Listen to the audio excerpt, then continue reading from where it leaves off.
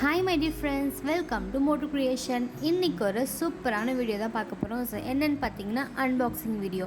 So ஒரு யூஸ்ஃபுல்லான product தான் நான் இன்றைக்கி வாங்கியிருக்கேன். ஸோ அதுதான் உங்கள் கூட ஷேர் பண்ணிக்க போகிறேன்.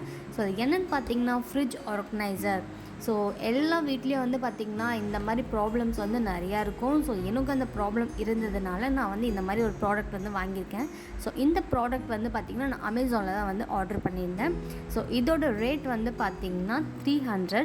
ஸோ 300க்கு இந்த ப்ராடக்ட் வர்த்தா இல்லையான்னு கேட்டிங்கன்னா டெஃபினட்டாக பார்த்திங்கன்னா வர்த்து தான் நான் சொல்லுவேன்.